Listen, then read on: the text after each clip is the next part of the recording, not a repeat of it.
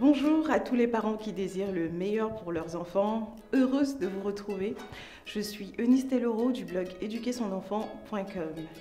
Dans ma précédente vidéo, je vous ai fait une promesse que je vais honorer dans cette vidéo.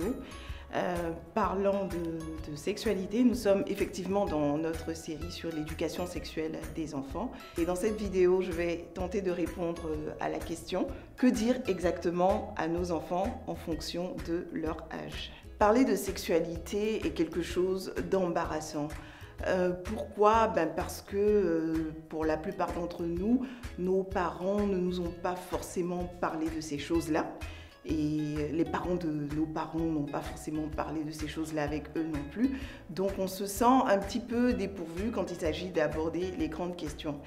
Dans la pratique, les enfants, ils sont curieux et ils posent des questions.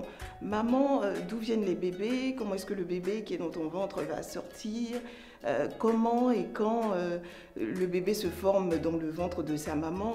Il y a pas mal de questions comme ça que les enfants posent qui sont assez embarrassantes. Il faut pouvoir leur donner les bonnes réponses. Et quand les enfants posent ce genre de questions, franchement, les réponses du type « c'est la cigogne qui apporte le bébé » ou c'est la réponse qu'on m'avait donnée quand j'étais petite. La nuit, quand la maman dort, Dieu vient et il met le bébé dans le ventre de la maman. Bon, en tant que maman, je sais qu'aujourd'hui, c'est pas une réponse qui sera satisfaisante pour un enfant. Donc cela m'a poussée à faire des recherches sur le sujet parce que je ne me sentais pas assez outillée pour parler de cette question-là avec mes enfants. J'ai fait quand même des recherches là-dessus et je suis arrivée à découvrir des choses quand même intéressantes. Et même si aujourd'hui je n'ai pas forcément la réponse à toutes les questions, je me sens plus à l'aise pour aborder la question. Dans la pratique, je ne vous promets pas qu'à la fin de cette vidéo, parler de sexualité avec vos enfants sera quelque chose d'aisé, mais au moins vous serez plus outillés pour le faire. Et le grand bénéfice que vous allez tirer, c'est d'avoir ce sentiment intérieur de travail accompli. Vous saurez qu'en tant que parent, vous aurez fait votre part en ce qui concerne l'éducation sexuelle de vos enfants. Alors, comment parler de sexualité avec ses enfants? Ce qu'il faut savoir, c'est que l'éducation sexuelle des enfants se fait au fil de l'eau. La manière la plus appropriée est de procéder en le faisant au fil de l'eau. Un peu comme une perfusion, vous voyez, il y a chaque goutte qui tombe, voilà. Mais la perfusion, elle est très efficace. Il ne s'agit pas de convoquer son enfant un jour, viens t'asseoir devant moi, on va parler des grandes questions de la vie maintenant, et puis de donner tous les détails autour de la sexualité en une seule soirée à son enfant. Il faut plutôt le faire au fil de l'eau, en fonction de sa maturité. C'est important de savoir qu'avant l'âge de la puberté, donc quand les enfants ont l'âge préscolaire, ils ne sont vraiment pas obsédés par le sexe.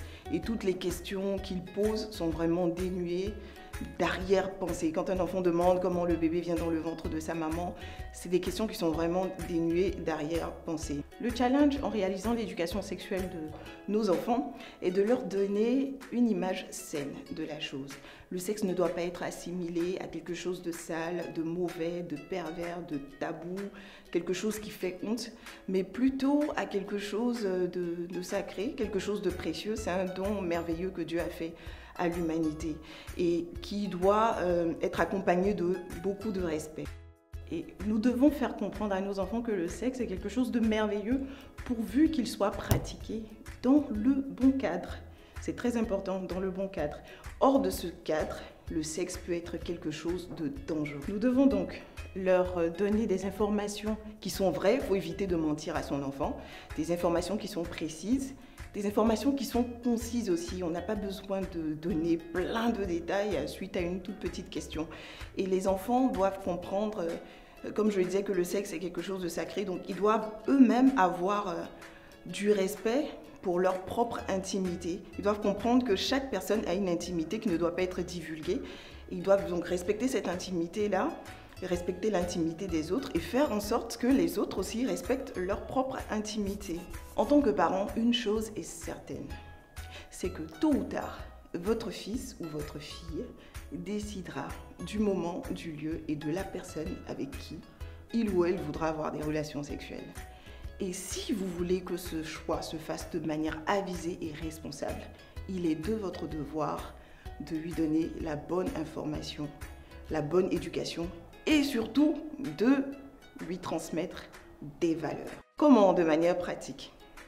L'approche que je vous propose, enfin que je trouve vraiment bien, c'est de donner les informations de manière décontractée et d'une façon graduelle à vos enfants. Quand ils sont en âge préscolaire, c'est-à-dire quand ils ont vers 3 ans, les informations que vous allez donner vont être autour de leur anatomie, doivent être capables de nommer les différentes parties de leur corps, comprendre de manière générale, globale, l'origine des bébés. Et avant que vos enfants n'atteignent l'âge de la puberté, il va falloir leur dire de manière explicite comment se passe la reproduction.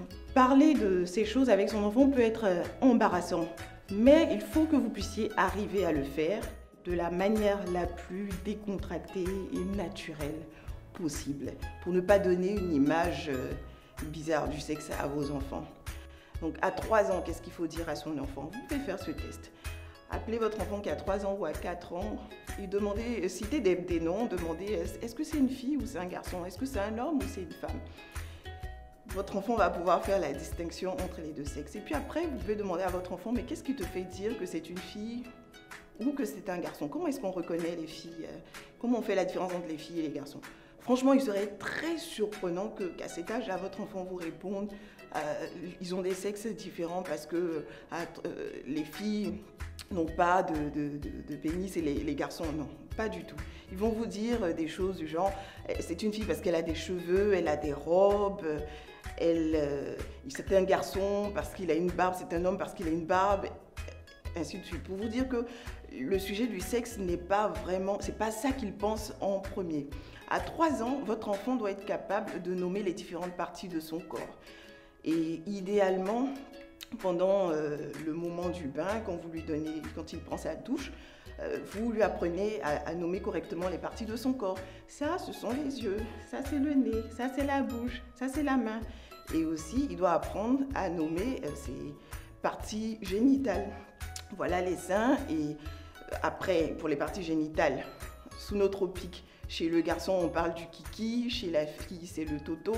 En Occident, on parle de zizi, de zézette. D'accord? Si vous êtes à l'aise avec ça, vous pouvez appeler kiki, toto, ou zizi, ou zézette. Mais vous pouvez aussi, vers 4-5 ans, donner le vrai nom qui est le sexe. Et sexe, c'est pas un mot vulgaire, ça fait partie du vocabulaire, ça fait partie de la langue française. Et c'est beaucoup moins grossier que d'autres noms que votre enfant pourra entendre à l'école de la part de ses amis. Donc, quand votre enfant a 4, 5, 6 ans, vous pouvez apprendre à votre enfant le bon nom de ces organes-là, dire à vos enfants que les garçons ont un pénis et des testicules, et puis que les filles n'en ont pas, mais les filles ont un petit sac dans leur ventre qui s'appelle l'utérus, qui est l'endroit qui est censé accueillir les bébés.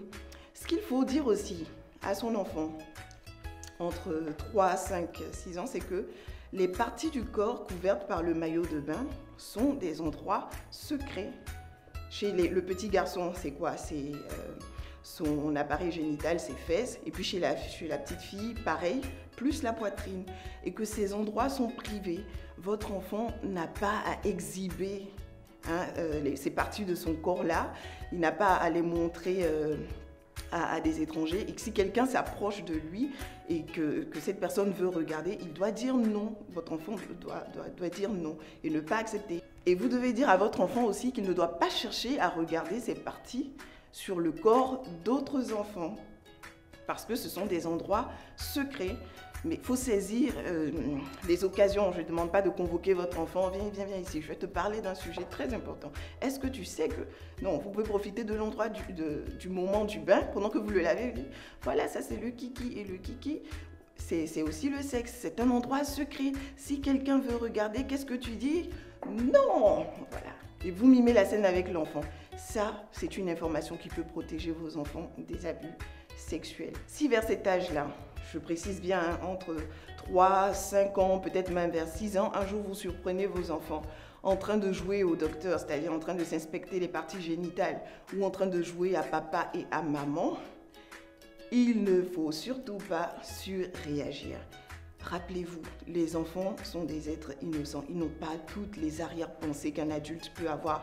Donc, il ne faut pas se mettre à se réagir. Mais c'est quoi ça? Mais vous êtes gâtés. Mais qui t'a appris ça? Non, il se pourrait que ce soit juste leur curiosité qui s'exprime. Il faut rappeler la règle. Je t'ai dit que cette partie soit privée et qu'il ne faut pas chercher à regarder les parties privées, les parties intimes des autres et que tu ne dois pas montrer les tiennes. Et si vous ne l'aviez jamais fait auparavant, c'est l'occasion de le dire. Il faut considérer ce fait-là comme un fait banal parce que si vous surréagissez, votre enfant ne va rien comprendre et cela ne va pas lui donner une image saine du sexe. Si votre enfant récidive dans ces jeux-là, il se pose plus un problème d'obéissance que d'un problème d'obsession sexuelle. C'est comme si vous lui disiez je ne veux pas que tu injuries les grandes personnes et que votre enfant récidive. Donc c'est plus un problème d'obéissance. Il ne faut pas vous offusquer outre mesure. Donc je précise bien, c'est entre 3 et 5, 6 ans par là. À 3 ans, si votre enfant vous demande d'où viennent les bébés, une réponse aussi simple que celle-ci. Les bébés grandissent dans un petit sac qui est dans le ventre de leur maman qui s'appelle l'utérus, devrait suffire. En général, quand vous donnez cette réponse à votre enfant, ça lui suffit. Quand votre enfant sera un peu plus grand, vers 6 ans, même 7 ans, surtout si vous êtes enceinte ou si vous voyez une autre femme enceinte, il se pourrait qu'il pose la question, mais comment est-ce que le bébé sort du ventre? Et quand l'enfant pose cette question, une réponse comme les mamans ont un tunnel spécial, c'est un passage spécial, d'accord, qui va s'ouvrir juste au moment où le bébé doit sortir et qui va se refermer, prendre sa position initiale, devrait suffire. Et si votre enfant a 6 ans, 7 ans, vous pouvez même préciser que le nom de ce passage-là, c'est le vagin. Il ne faut pas être choqué par ce terme parce que ça fait partie du dictionnaire. Et même si vous ne l'employez pas en tant que parent souvent avec votre enfant, le fait que votre enfant ait déjà entendu ce mot vagin avec vous, ça va faire qu'il ne se sentira pas ignorant, il ne sera pas forcément très choqué ou très curieux, très pressé d'en savoir plus si ses amis viennent lui parler de sexualité de manière grossière. Si vous avez aimé cette vidéo et que vous pensez qu'elle peut faire du bien à un parent que vous connaissez, n'hésitez pas à la liker, à la partager et à vous abonner à ma page. À très bientôt!